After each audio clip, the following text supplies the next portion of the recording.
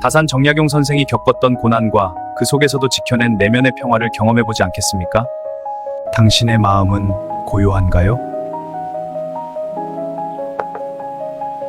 우리들의 삶은 예측 불가능한 사건들, 쉴 새 없이 쏟아지는 지식과 정보의 홍수 속에서 매일같이 파도처럼 요동치고 있습니다.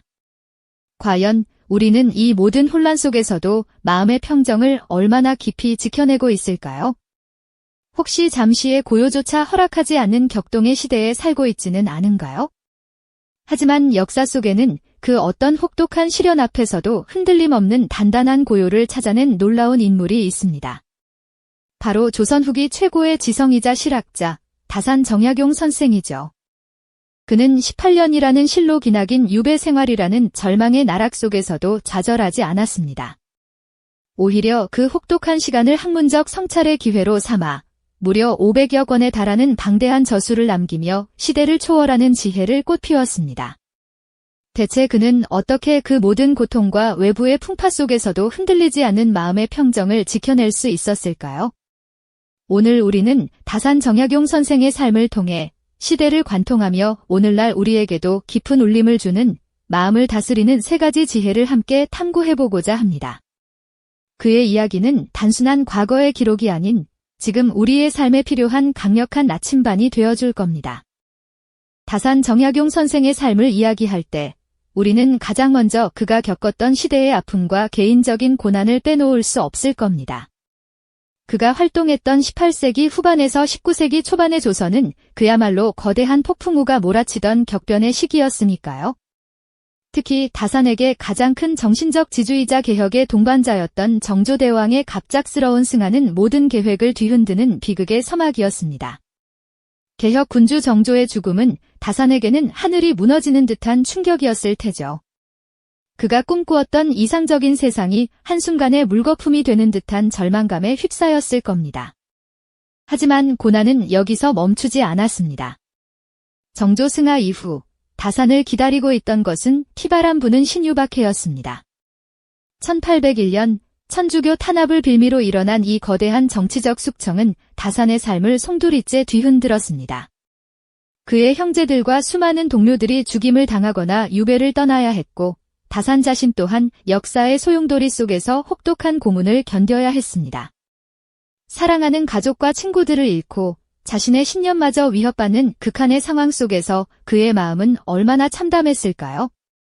어쩌면 모든 것을 포기하고 싶었을지도 모릅니다. 결국 다산 정약용은 억울하게도 강진으로의 기나긴 유배길에 오르게 됩니다. 그가 겪었던 고통은 단순히 물리적인 고립만이 아니었습니다. 한때 조정의 핵심 인재로 촉망받던 그가 하루아침에 모든 것을 잃고 세상의 변방으로 내던져진 것입니다.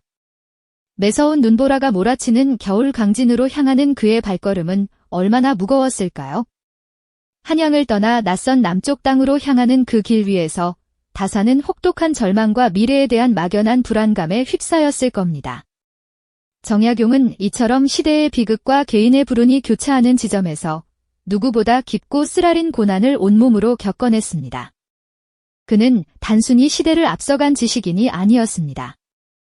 오히려 그는 그 모든 고통과 시련을 정면으로 마주하며 결코 쓰러지지 않고 묵묵히 자신의 길을 걸어간 고난을 이겨낸 인간 정신의 상징이라고 할 수 있습니다. 겹겹이 쌓인 역경 속에서도 끝내 흔들림 없는 평정을 찾아냈던 그의 삶은 절망의 끝에서도 다시 일어설 수 있다는 강력한 메시지를 우리에게 전해주고 있죠. 우리는 이제 그의 발자취를 따라가며 그가 어떻게 그 깊은 절망 속에서 자신만의 고요한 등대를 밝힐 수 있었는지 자세히 들여다볼 차례입니다.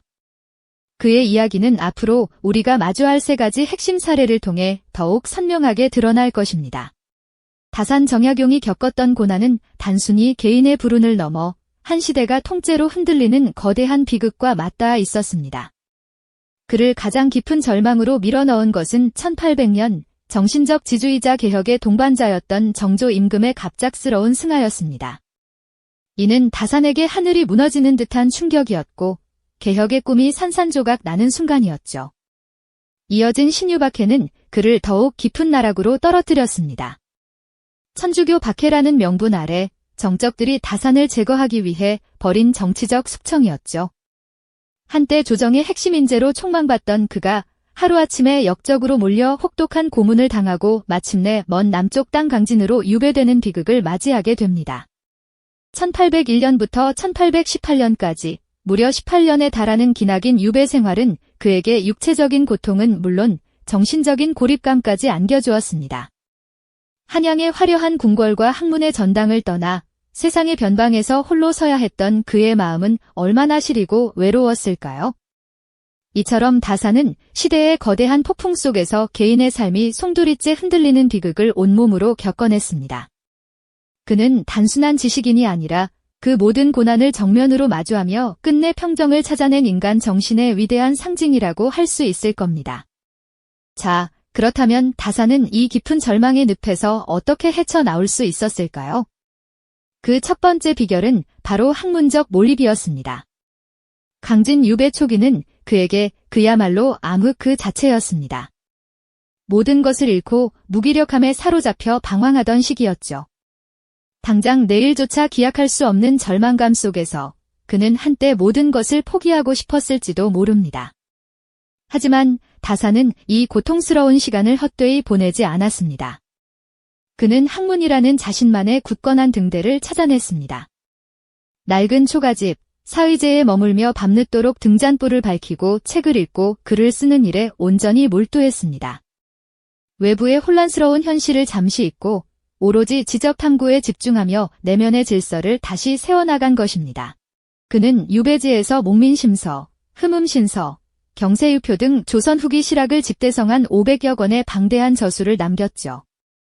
이 수많은 책들을 쓰고 정리하는 과정은 단순히 지식을 쌓는 행위를 넘어 그의 마음을 다스리고 평정을 찾는 숭고한 수행이었습니다. 복잡한 세상을 분석하고 새로운 대안을 모색하며 자신의 생각을 글로 정리하는 과정 속에서 그는 외부의 폭풍에도 흔들리지 않는 단단한 내면의 고요를 구축할 수 있었습니다. 학문은 그에게 세상과의 소통을 끊지 않는 유일한 창구이자 스스로를 구원하는 통로였을 겁니다.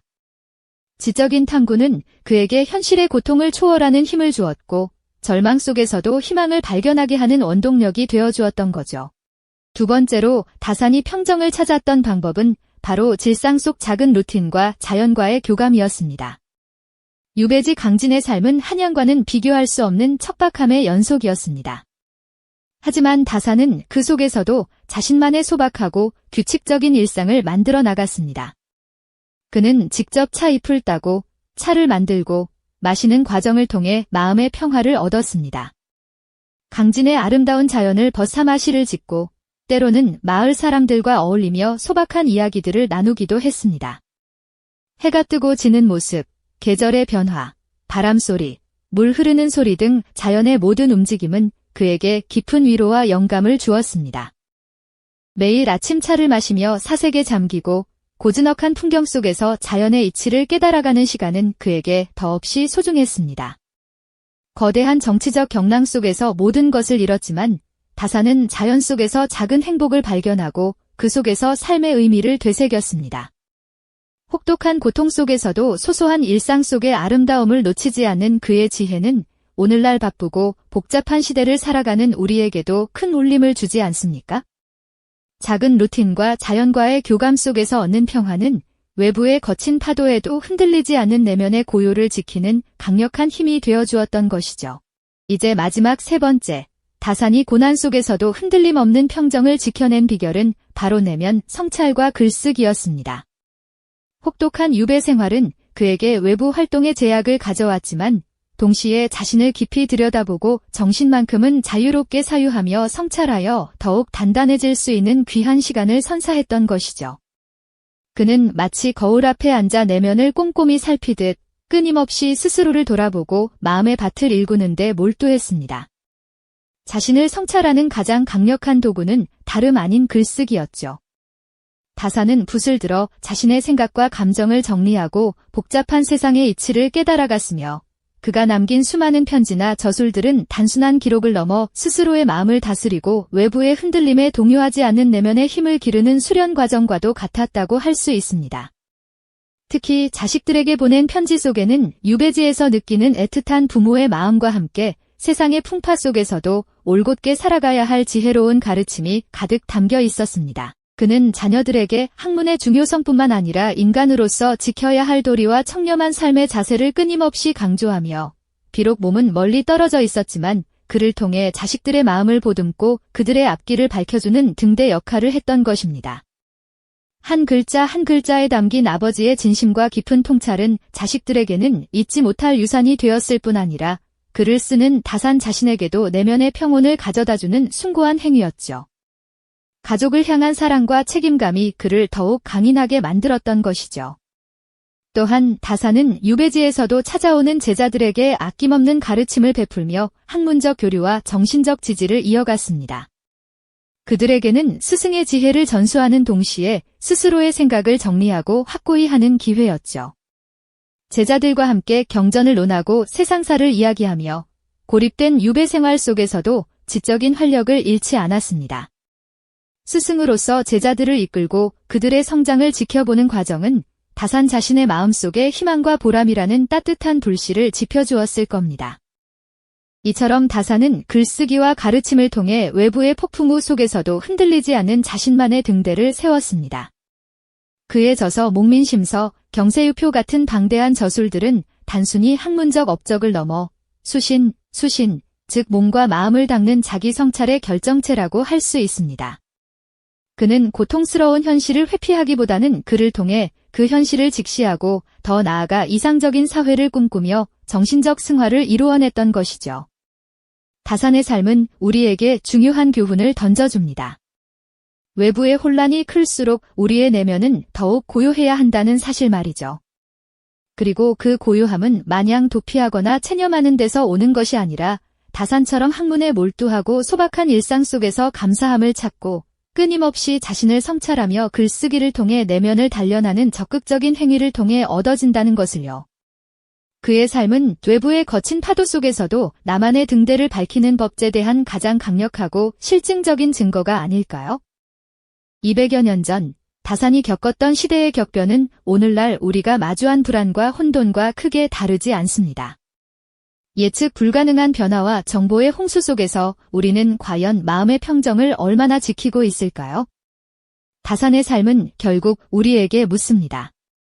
당신은 당신의 고요를 어떻게 지키고 있습니까? 그가 남긴 지혜는 시대를 초월하여 우리의 일상 속에서 흔들리지 않는 마음의 평정을 찾는 강력한 나침반이 될 것입니다. 다음 시간에는 다산이 우리에게 전하는 또 다른 중요한 지혜, 즉 변화 속에서도 흔들림 없이 원칙을 지키는 리더십에 대해 깊이 있게 이야기해 보겠습니다. 그렇다면 이토록 흔들림 없는 고요를 다산은 대체 어떻게 찾아냈을까요? 그의 삶 속에 깊이 숨겨진 두 번째 지혜는 바로 지극히 평범한 일상 속 작은 루틴과 자연과의 교감에서 피어났습니다. 오랜 유배 생활이 시작된 강진에서 다산은 거대한 절망 속에서도 자신만의 작은 행복을 찾아내며 마음의 위안을 얻었죠. 그는 직접 차 잎을 따고 덮어 차를 만들었으며 그 향기로운 한 잔 속에서 번잡한 마음을 가라앉히곤 했습니다. 강진의 아름다운 풍경, 즉 푸른 바다와 고즈넉한 산, 그리고 맑은 강물은 다산에게 더없이 소중한 친구가 되어 주었습니다. 그는 매일 아침 창밖으로 펼쳐진 자연을 관찰하며 시를 짓고 그 속에서 작은 생명들의 순환을 통해 삶의 이치를 깨달았습니다. 동네 아이들과 어울려 천진난만한 웃음을 나누고 밭에서 일하는 농부들과 허물없이 대화를 나누면서 그는 소박하지만 정겨운 일상 속에서 세상과의 연결감을 놓지 않았습니다. 이러한 규칙적이고 평화로운 루틴은 거대한 고난의 파도 속에서도 그가 흔들리지 않는 내면의 평정을 유지할 수 있도록 돕는 단단한 닭과 같았죠. 자연과의 교감과 소소한 일상 속에서 마음의 안정을 찾았던 다산은 이제 더욱 깊은 곳으로 시선을 돌립니다. 세 번째 지혜는 바로 내면 성찰과 글쓰기를 통해 스스로를 다스리는 힘에서 비롯됩니다. 그는 유배지에서도 끊임없이 자신의 마음을 들여다보고 외부의 혼란에 동요하지 않기 위해 부단히 노력했습니다. 먼 곳에 있는 자식들에게 보낸 수많은 편지들은 단순한 안부 인사를 넘어 아버지가 자녀들에게 전하는 삶의 지혜이자 동시에 다산 스스로의 마음을 다잡는 자기 성찰의 기록이었습니다. 그는 편지 속에서 자녀들에게 학문에 정진하고 어려운 상황 속에서도 올바른 도리를 지키며 살아가라고 끊임없이 가르쳤습니다. 또한 제자들을 가르치고 학문을 논하면서 자신의 생각들을 체계화하고 더욱 날카롭게 다듬어 나갔죠. 촛불 아래 밤늦도록 펜을 놓지 않았던 그의 글쓰기는 단순히 지식을 생산하는 행위를 넘어 자신의 내면을 정화하고 외부의 경랑 속에서도 흔들림 없는 중심을 잡는 강력한 수단이었습니다. 수신, 즉 몸과 마음을 닦는 것을 강조했던 그의 철학은 이처럼 글쓰기와 내면 성찰을 통해 완성되어 갔습니다. 다산은 고난을 피하거나 외면하지 않았습니다. 오히려 그 혹독한 시련들을 자신의 내면을 더욱 단단하게 단련하는 기회로 삼았죠. 외부의 폭풍우가 거세게 몰아칠수록 그는 역설적으로 자신의 내면으로 깊숙이 침잠하여 고요한 등대를 밝혔습니다. 그 고요는 단순히 현실을 도피하는 수동적인 상태가 아니었습니다. 학문에 대한 열정, 소박한 일상 속에서의 감사, 그리고 끊임없는 자기 성찰이라는 적극적인 행위를 통해 얻어지는 역동적인 평정이었죠. 다산의 삶은 우리에게 외부의 혼란 속에서도 나만의 흔들리지 않는 중심을 세우는 법을 가장 강력하게 증명해 보입니다. 200여 년 전, 다산이 겪었던 시대의 격변은 오늘날 우리가 마주한 불안과 혼돈의 시대와 크게 다르지 않습니다. 그의 삶은 결국 우리에게 깊은 질문을 던집니다. 당신은 당신의 고요를 어떻게 지키고 있습니까? 다산이 남긴 지혜는 시대를 초월하여 우리의 일상 속에서 흔들리지 않는 마음의 평정을 찾아주는 강력한 나침반이 되어줄 것입니다. 다음 시간에는 다산이 우리에게 전하는 또 다른 중요한 지혜, 즉 변화 속에서도 흔들림 없이 원칙을 지키는 리더십에 대해 깊이 있게 이야기해 보겠습니다.